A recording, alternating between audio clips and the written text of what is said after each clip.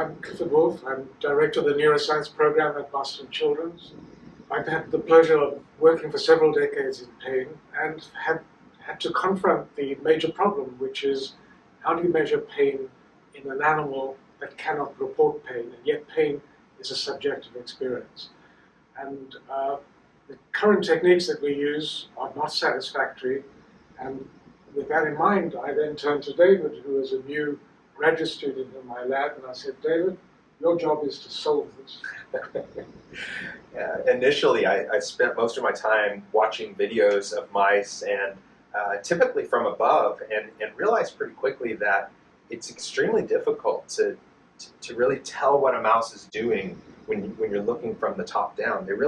It's almost like they're hiding, and perhaps as a prey animal, that's part of it, right? Is that it's not advantageous if the predator can see what they're doing.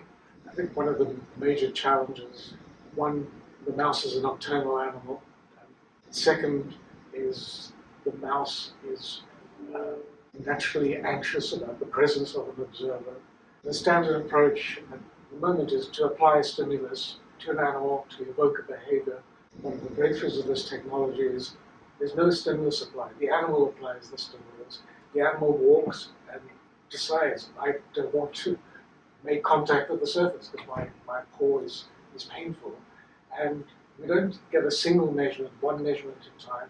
We can measure this over tens of minutes, and that gives us much greater sensitivity. It's not just a snapshot in time. We're getting a dynamic sense of what the animal is choosing to do. And so David had to, again, not only find a way of looking at the animal, but doing it in such a way that the animal could be in the dark and be without the presence of the observer.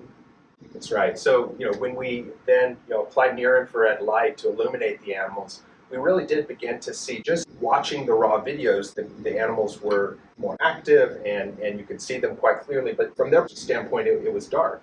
We all know from our pets, if they get a thorn in their paw, they lift up their paw and avoid contact.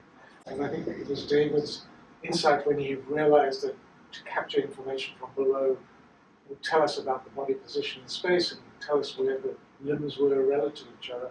But he also then devised a way of identifying how much force an animal was willing to put on the surface. We were able to illuminate the contact points of the paws, and we could really begin to see new behavioral features that really hadn't been seen or described before. And then the real challenge became, at that point, we've got this really rich data set, and how do we go about analyzing it? At the same time, machine learning is going off the ground, and the field of studying animal behavior started applying those machine learning technology and modeling for quantifying the behavior, also by trying to actually decode the structure in the behavior.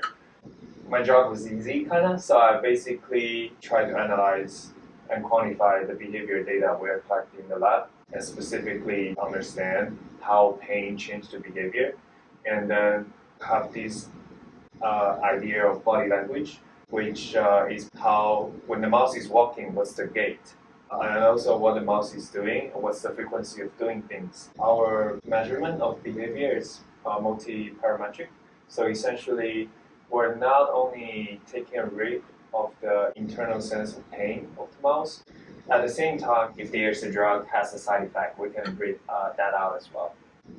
I must say, this was something I had not expected when David started designing the machine and when Alex introduced the platform to analyze the data. That not only could we pick up pain-related signatures and the effect of analgesics, but could detect side effects, because it turns out that the standard doses of morphine, for example, that produce analgesia in mice have very profound effects on the overall behavior of the animal, which we can detect immediately.